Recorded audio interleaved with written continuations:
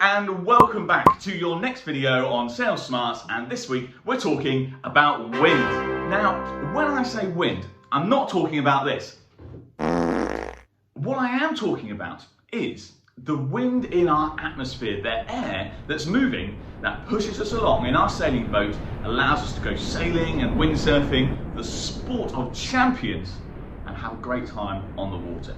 This video, we're going to be talking about what wind is, the very basics of how it happens.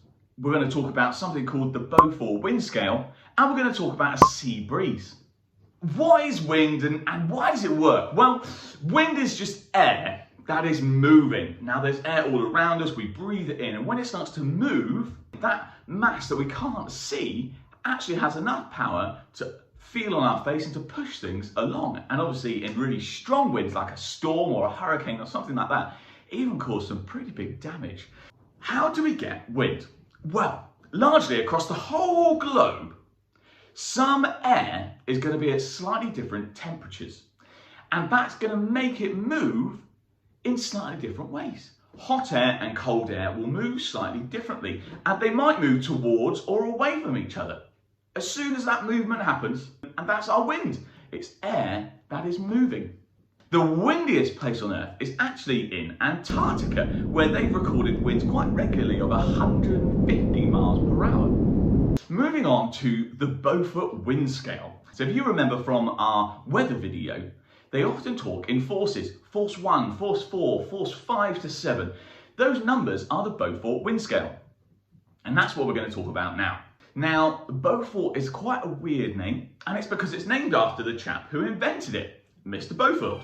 So he wanted a way of being able to look at the water that he was sailing in and know roughly what wind strength it was.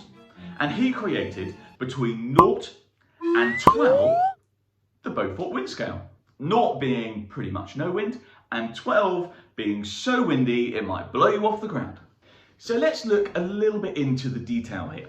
Force 0. Now, this is when there's pretty much no wind. So in this instance, it's going to be less than 1 knot. Now, a knot is a measurement of speed, like miles per hour, but they're measuring over a different distance.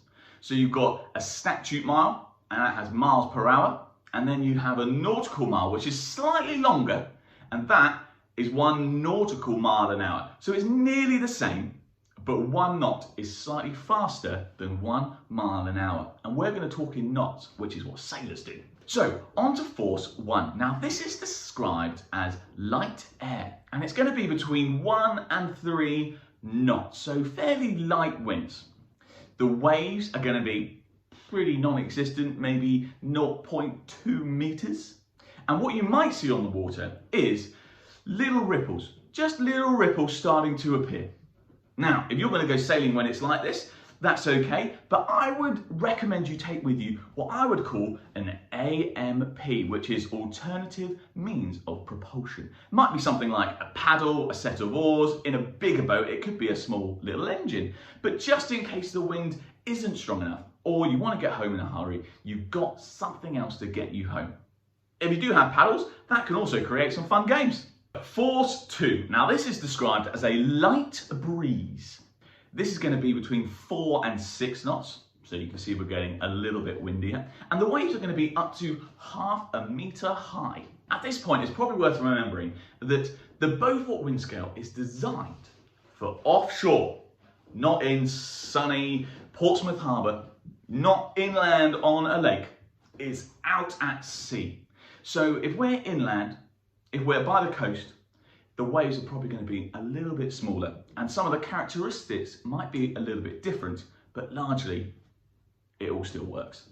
Now, a force 2 is going to have small little waves start to appear, but what you won't see is any white stuff on top of the waves. The waves won't break. So little wavelets, but they won't have any white stuff on top. Force 2 is probably a fantastic time to go sailing. There'll be enough wind to push you around nice and gently, but it won't be too much to blow you over too strongly, and should be a great time for you to practice some of those skills. Force 3. Now this is described as a gentle breeze. This is going to be between 7 and 10 knots. And the waves are going to be between half a metre to a metre high. Now, if some of you are sailing offshore, a metre high wave, that can be pretty fun. And it's at force 3 that you're going to start to see what we would call white horses.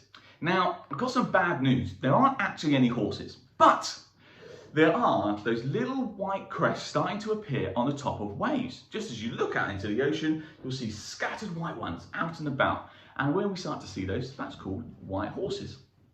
Again, force 3 is a fantastic time to go sailing. Practice those skills and start to test yourself. Force 4, now we're on to a moderate breeze.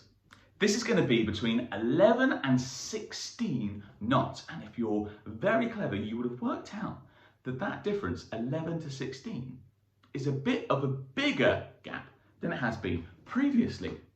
So that's something to watch out for on force 4. Force 4 is a great time to go sailing, and it's where most people have great fun because it's testing enough for the pro sailors, but it's also gentle enough for the beginner sailors. We can put in a reef and we can still have a great time. But remember, 11 to 16, that is a big difference. And it's very different sailing in 16 knots to 11 knots. So if you see force 4, try and get a bit more detail about exactly how windy it's going to be. The wave height is going to be between 1 and 2 metres. So if we're offshore, it's getting pretty sporty, and it's described as having longer waves and the white horses are getting more frequent. And here we are, force 5. Now this is my favourite description because it's a fresh breeze. Fresh. Now, force 5 is actually pretty windy, and if I was sailing, I'd be starting to crank on some kicker, get that downhaul on, and get rid of some of my wind in my sail. But no, fresh breeze makes it sound delightful, but it is actually pretty windy. The wind speed here is 17 to 21 knots, so I would definitely suggest a reef, maybe change the sails, maybe change your plan, because these are going to be some pretty windy days. The wave height is 2 to 3 metres, which again is getting a lot higher. And with our sea state, what we're looking at on the water is we're going to start to see some bigger waves. All the waves are probably going to have white horses now. And what you might just start to see a touch of is spray coming off the top of a wave. So as the wave curls over and that little white horse at the top, a little bit of spray might be blown off of the top of the wave. Just a little bit. And the last one for us right now is a force 6. Now this is a strong breeze, and for dinghy sailors we often call it a dinghy sailor's gale. This is going to be between 22 to 27 knots. That's windy. That's all I'll say. It's windy, and if you're going out in a force 6, dress right, get the right mindset. It's going to be some testing times. Make sure you've got some gloves to hold on to that rope, and definitely someone who knows what they're doing in the boat with you. Wave height is about 3 to 4 metres. 4 metres, by the way, is pretty tall. So when we look out onto the water, we're probably going to see some larger waves, some more white crests, and some spray coming off of the waves. The other thing you might be able to spot is when you're stood on land, is if you can hear whistling, that's probably an indication that you've got a force 6 or higher. Now, the BEAUFORT wind scale does go on to 7, 8, 9, 10, up to 12, which is a hurricane force, which is very windy, which is over 63 knots. And I can say, I've never been in a force 12, I've never sailed in a force 12. That's when we've got no hope really as dinghy sailors, unfortunately. Beyond force 6, the thing you've got to worry about is actually kit starting to break. My advice, stick between 2 and 3, 4 once you get a little bit better, and then maybe start exploring once you're a pro sailor after that. So finally guys, we're going to have a little chat about a sea breeze. Now earlier I talked about how over the globe the wind heats up, slows down, and it moves around, and that's how we get wind. And that is certainly true for the majority of our wind. However, there is one localised effect that we get quite a lot of in the UK in the summer, and that is a sea breeze.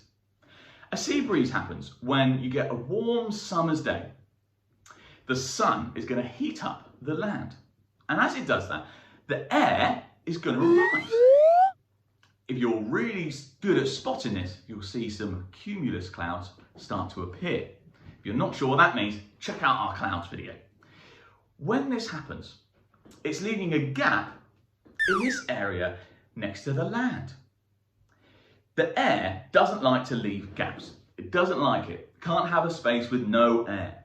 So as this hot air that's being heated up from the sun rises, it needs some air to fill the gap. And that's going to come from the sea. The sea air is going to fill that gap. Now remember that wind is just air moving. So as this air moves to fill that gap, we get wind. And a sea breeze will move towards the shore. That's how it works. Land is heated up by the sun, starts to rise, cold air from the sea moves in to fill the gap. When I used to sail, that used to happen around midday, maybe 2 o'clock, something like that. And it would keep going until maybe 5 or 6 o'clock, and then it would start to disappear because as the sun goes down, there's less heat and it stops that movement. Now, when you get a sea breeze, it's going to move towards the largest mass of land. So have a look at a map and see where you're sailing normally and where the largest area of mass is. And that's probably the direction that your sea breeze is going to go. If you've got some already established strong wind, some normal wind from a weather system, then the two winds are probably going to match up together.